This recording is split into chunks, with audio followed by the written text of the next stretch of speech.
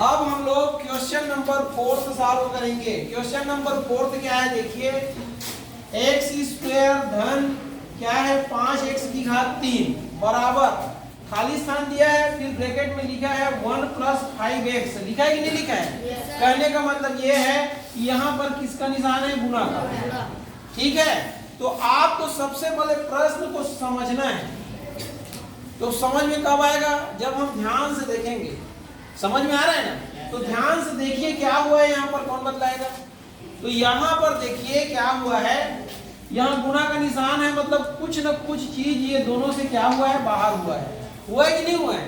मतलब क्या किया गया है? कॉमन निकाला गया है, उभयनिष्ठ निकाला गया है। यही किया है ना? तो आप देखिए इसमें और इसमें x की घात 2 इसमें है और इसमें भी x की घात 2 है। ये पहला पद है, ये दूसरा पद है, दोनों में x की घात 2 है कि नहीं? तो यहाँ पर देखिए x की घात 2 को क्या किया गया है? बाहर निकाला गया है, क्योंकि यहाँ पर एक ऑलरेडी है, एक का गुणा रहता है कि नहीं रहता है? तो ये देखिए यहाँ से और यहाँ से अगर मैं किसको बाहर निकाल दूं, एक्स स्क्वायर को, तो यहाँ क्या बचेगा? a, और यहाँ पर क्या बचेगा? 5। और x की घात 3 में x कितने बार है? 3 बार। x गुणा x गुणा x, तो x की घात 2 बाहर निकल गया है, तो केवल एक x बचा है ना?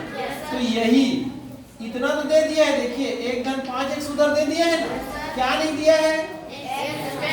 X square. तो यहाँ पर क्या आएगा? क्लियर है सबका?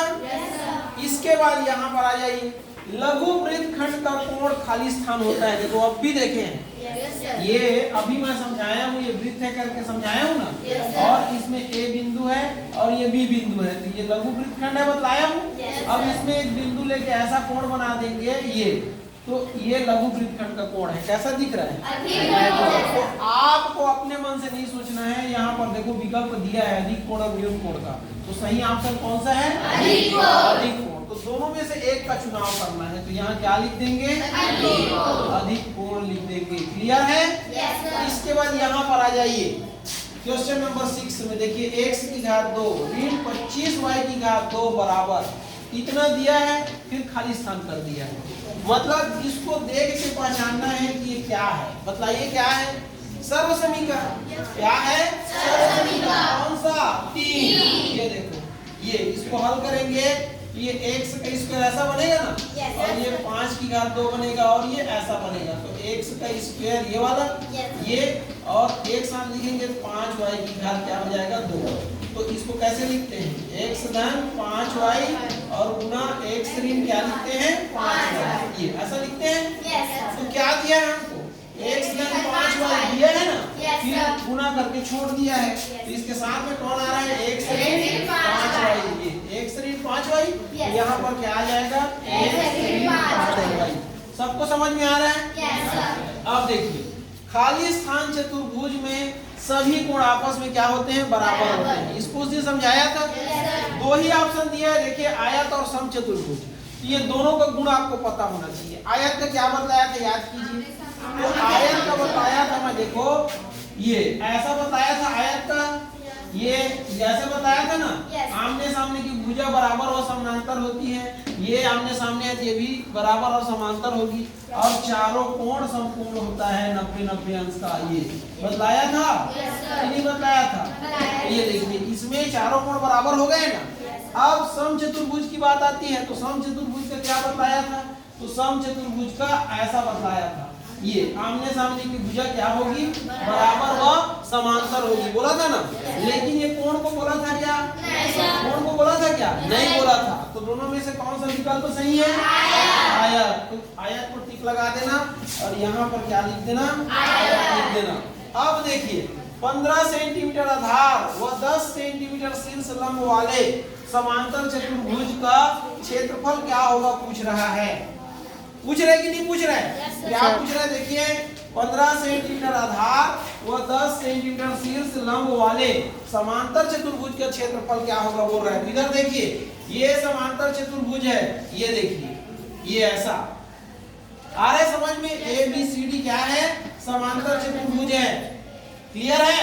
इसमें क्या दिया है? आधार 15, ये आधार है, देखो ये 15 सेंटीमीटर दिया है, फिर शीर्ष लंब 10 बोल रहा है, तो यहाँ से ऐसे लंब डालोगे, ये इसको डी नाम दे देना, ये वाले को क्या नाम दे देना, डी। तो ये शीर्ष लंब हो गया, ये डी है तो पी नाम दे देना इसको। चलो ये डीपी क्या हो गया, शीर्ष लंब हो गया।